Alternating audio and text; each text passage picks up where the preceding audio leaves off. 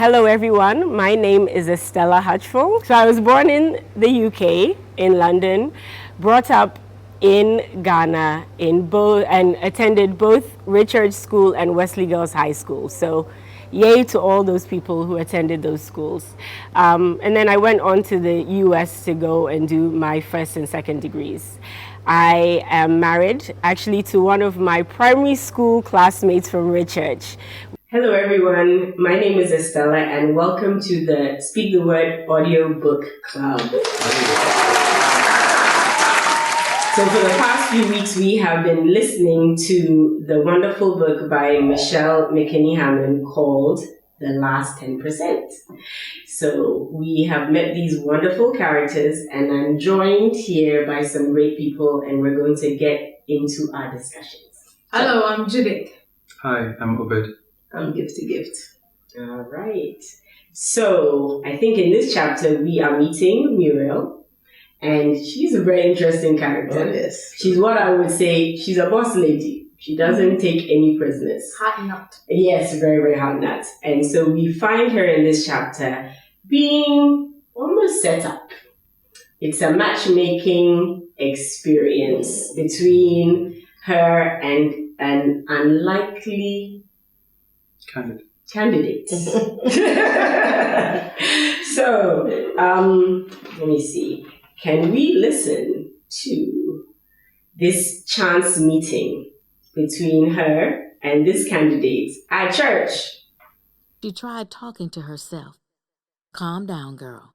Calm down. He's not even a brother. What is happening to you? You have never been attracted to a white man in your life. And when you do, couldn't you even go for something in the mid-range with olive skin, dark eyes, dark hair? So, the unlikely candidate is none other than a white man. Is that a big deal? So she's a black woman, an African-American woman, and she is finding herself being matched up with a white man. And what's more interesting, to her at least, is that she finds him attractive. Yeah, I think it's not a big deal. I think it's a very good thing. We are all God's creation. Mm-hmm. So I don't think that we should be fussy or be judgmental on the different races. Okay. Yeah. I believe that when it comes to matters of race, from a biblical point of view, we are told that we come from one man, Adam.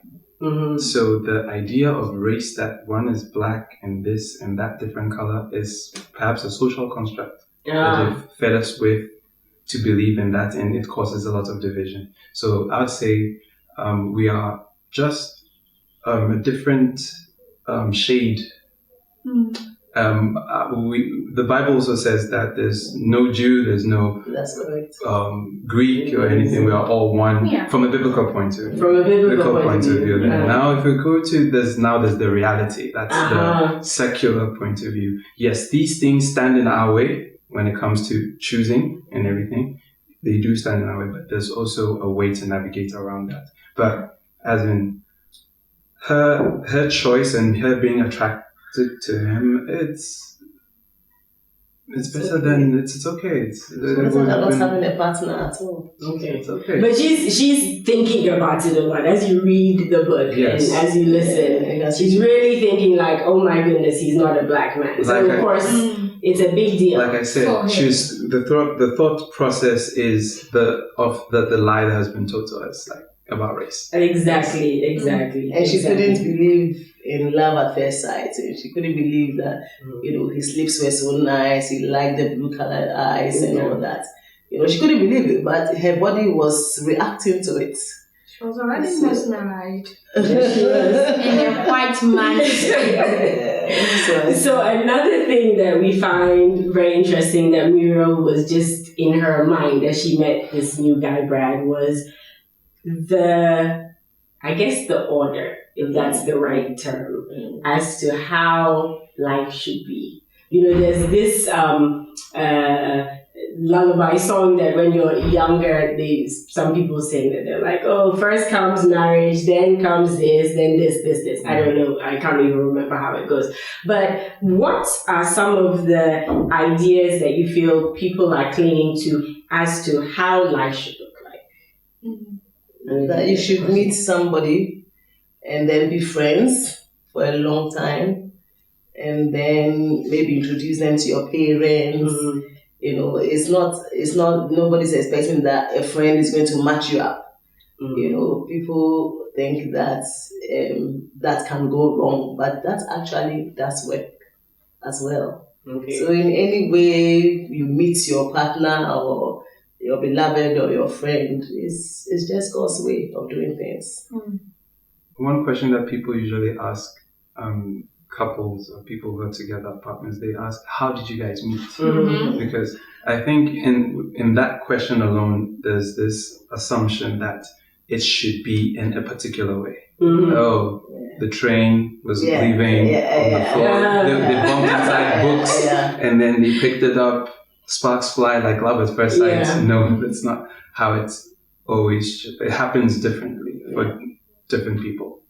So just holding on to one particular ideology and stiff-necked with that ideology, it wouldn't work. It doesn't work for everyone. It doesn't work for everyone. Okay. I also believe that holding on to one idea that you are supposed to be with black men because all those who are the men in your life are blacks, and so getting involved with a white man is not your idea. It is wrong. I believe that it is either you get killed or you kill. Be killed or kill. Because no matter where you find yourself, I mean, killing that I'm talking about is you upping your game that it doesn't matter whether the person is a white, black, green, or yellow man. You should be able to tell yourself that I can deal with this person. I can move up to the person's standard. And then the other side that you get killed is when you think, I don't go with white men. And even if the person is the best, partner that you could ever have, you will let the person go. And when it happens like that, you will still go on searching and searching. Meanwhile, you've left the right person to go. Yeah. And next question is, do you consider potential partners or opportunities in light of the end result you desire? Yes, I consider opportunities in the future. Okay. So in my field of career, where I want to go, there are certain people I meet and I've already processed it into the future that this person will be a good help. Because I want to be a journalist. So when I see Bella Mundi, I should think of going into the future, meeting her, making her my tutor, making her my mentor, so that I will also come out, a good journalist as her. So in my field of career, I think of these opportunities. And then when it comes to relationships, I'm not ready to get married though. But when I meet people for friendship, marriage is not in my head. What is in my head is to know these people. Whatever happens.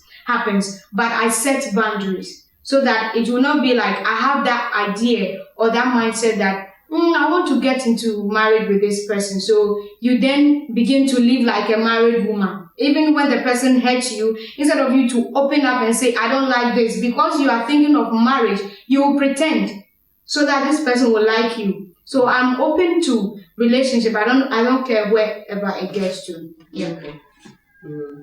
Okay, from I think man's point of view, as you mature, you set goals and a vision in your life. So choosing a life's partner would also be based on where you want to be or where you're going in life. So yes, I do consider that the person I would end up with should be in a certain atmosphere or setting. That this is where I'm going. So because I know that maybe I want to be a pastor in the future, I would not go to a clubhouse to go getting. So yes, I'll be on a particular lane. But what if God sent you there? Because Hosea who was asked to marry a prostitute? Yes. I'm not saying that. I'm not only limiting myself to that particular idea. Yes. But the ideal place usually is the church. We have sectors. We have prostitutes at church. Yes. How do you know you are picking the prostitute? For all have sinned.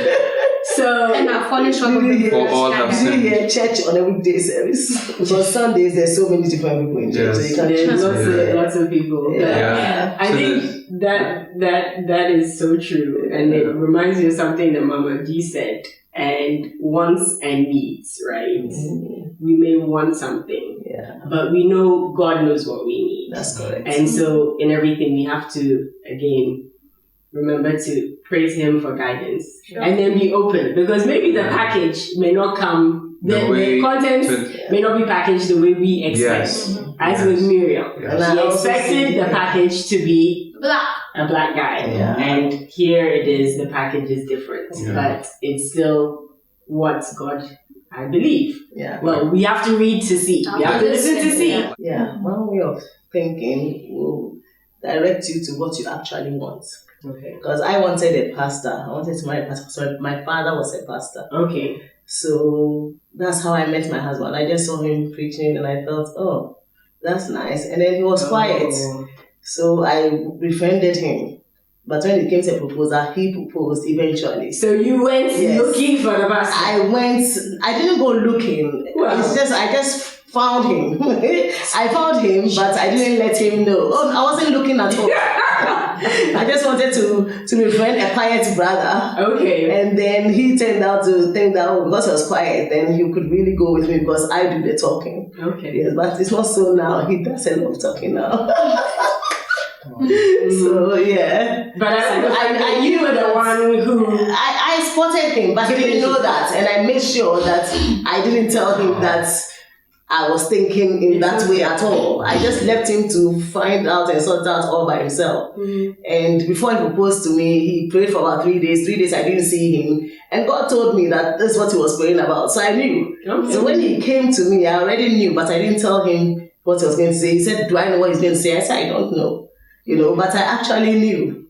And then he proposed to me, and we've been married for 37 years. Wow. So it's good to know what kind of man you want. I had a lot of friends, and some of them were unbelievers.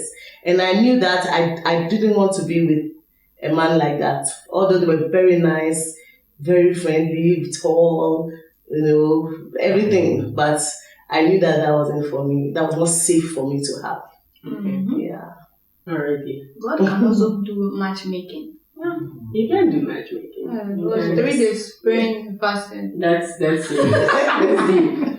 But I will say that you took the initiative, which is uncommon, but I think it should be a little bit more. It should happen more, right? I mean, the book said that there's the pool of available men, according to the statistic in the book. And hopefully we can find that clip and play it. But something like you can only find men When you go to Utah, Nebraska or something. Asia, and China. Yeah, let's find that piece and put it and play. Let's listen to that. So so it is okay to just meet people for friendship without the intention of marriage. Oh, yes. I think because Carla seemed quite insistent that Muriel meets Brad and she cooked it up. And Because Carla was Muriel's friend. Yes. So Carla knew what would be good for Muriel, having had all these experiences with all the charming men that she sees, and didn't know that she could actually be okay with a pastor or a Christian. He had gone on missions, come back, and he was doing something, in the church. So Carla knew that this could actually be what Muriel needs. Not necessarily what she wants. Not necessarily what she wants, but maybe what she needs. And if Muriel gives it a chance, it might develop into something good for her. I'm saying Carla could be wrong because it is Muriel who would make the last decision. Because the fact that you think Obed is good for me, it doesn't mean he will be good for me. Because look, Muriel is saying that you couldn't go for a dark-skinned person by a white man. So to her, she has already put off the guy. But looking at how attractive the guy is, she's just stiff. Not knowing what to do. Okay, so somebody can do the matchmaking, but it is dependent on you the person in question to know whether this person will be good for you or not. Okay. Good. I think that leads us to the verse that's in the workbook. In case I forgot to mention, there is a workbook that comes along with this book. So when you buy the last 10%, there's actually a workbook with really intentional questions that you have to think over. So you're not just reading for reading's sake, but you're reading to think about your own situation and to discuss with your own book clubs, which you can actually do with us as well. So there was one verse that was written. And you know what? Today I'm going to pass over because I can't pronounce one of the words and I'll say it. So I'm going to give over. But yes, the verse. Okay. Looking up to heaven, he sighed and said, Ephphatha, Ephphatha, which means be open. Mark 7:34, New Living Translation. Exactly. Be open. So I think the message from this chapter, if there was a message, is that like Muriel, we all need to be open to meeting new people, open to meeting going through new experiences and new opportunities. We have to be open because you never know when God will come right in and just speak to you through this new person and this new opportunity. So with that being said, hoping that you will join us to continue reading the last 10%. We will be here next week. And please remember, you can actually send in your own comments. Please make them short and sweet. But you can send in your own comments regarding this book, The Last 10%. And hoping to see you next week. Bye-bye.